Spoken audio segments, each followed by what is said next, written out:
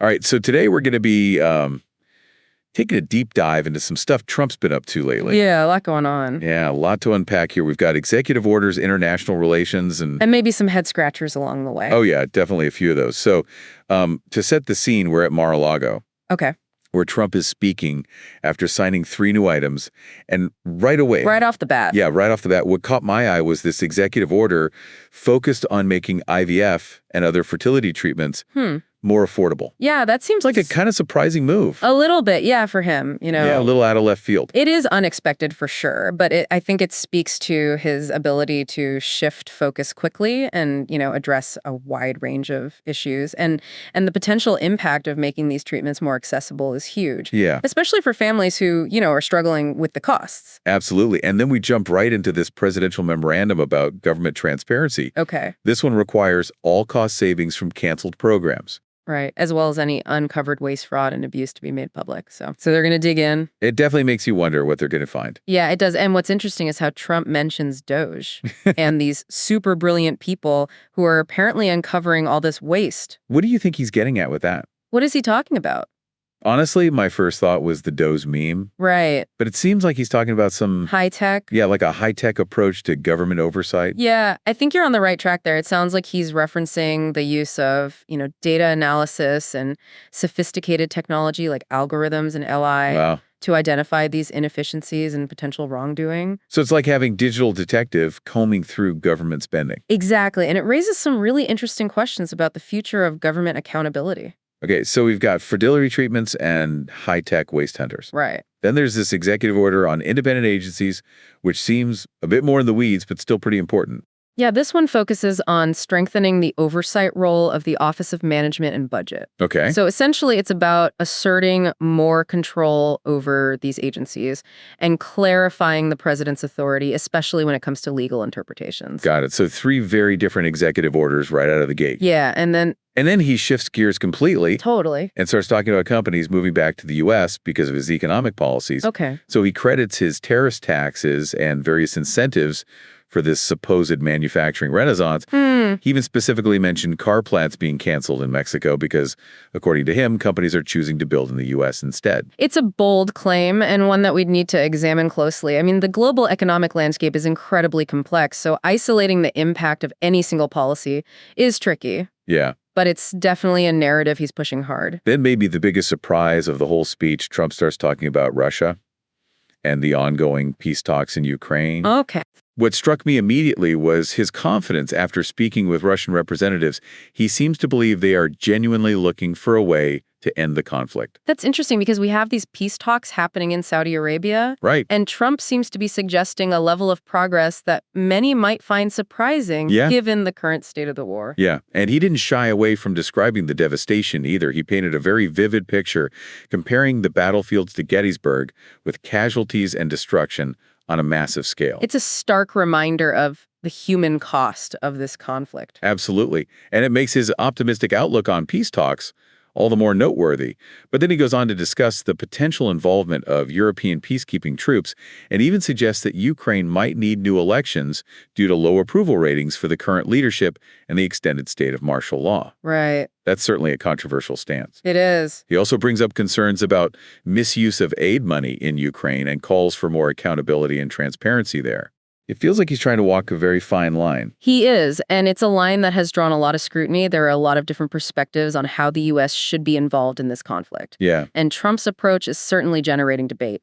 It's definitely a complex situation with a lot of moving parts, but then just when you think you've got a handle on things, Trump goes on this completely unexpected tangent about Social Security data. Yeah, out of nowhere, he starts throwing out these mind-boggling statistics, people supposedly living to be 150, 200, even 360 years old. That's older than the United States itself. What's going on there? Is he suggesting that people are actually living for centuries, or is there something else going on? Well, it's highly unlikely that we have a secret population of centenarians hiding out. It's more likely that these figures are the result of errors in the data or potential cases of fraud. So a possible mix of outdated systems glitches and maybe even some intentional manipulation.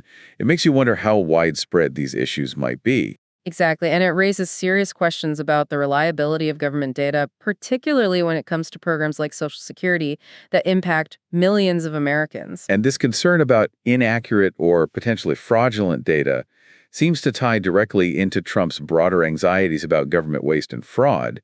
He goes on to list what he sees as questionable spending on a whole bunch of international projects. Right. He cites millions spent on environmental studies in Africa, social programs in South America, even voter turnout initiatives in India. It's clear that he's skeptical of the value of these foreign aid programs. He kept repeating the phrase, "What about our people?" It's a sentiment that likely resonates with many Americans who feel that their own needs are being overlooked while resources are being allocated overseas. Yeah, it taps into a long-standing debate about the role of the U.S. on the global stage and how we balance our responsibilities abroad with domestic priorities. Is it our duty to address poverty and instability in other countries, or should our focus be solely on issues at home? It's a tough question with no easy answers, but I think it's important to acknowledge the complexity of these issues. Often there are multiple factors at play, and it's rarely as simple as just throwing money at a problem. I agree. It's crucial to avoid making snap judgments and to really understand the goals and potential impact of these initiatives before dismissing them as wasteful. Okay, so we've got potentially flawed data anxieties about international spending and a rather unconventional perspective on the war in Ukraine. Is there anything else we need to dissect from this whirlwind speech? Well, we haven't really touched on his claim that companies are flocking back to the U.S. because of his economic policies. Remember, he talked about car plants being canceled in Mexico and a resurgence in American manufacturing? Oh, right. It all sounded a bit too good to be true, to be honest. It's hard to imagine that any single policy could have such a dramatic impact on global manufacturing trends. That's a very astute observation. It's important to remember that economic shifts are rarely the result of any one policy or individual. Global markets are incredibly complex, influenced by a multitude of factors, including currency fluctuations, labor costs, technological advancements, and global demand. So while his policies might have played some role, it's unlikely they're the sole reason for any significant changes in manufacturing. Exactly. And this tendency to oversimplify complex issues and take credit for things that are outside his control seems to be a recurring theme with Trump. It highlights the importance of critical thinking and careful analysis. We can't just accept his pronouncements at face value. We need to dig deeper, examine the evidence, and consider different perspectives. Absolutely. And that's why we're here to help you navigate this complex landscape and make sense of it all. Well said. We've covered a lot of ground in this deep dive, and I'm sure our listeners are eager to hear your final analysis.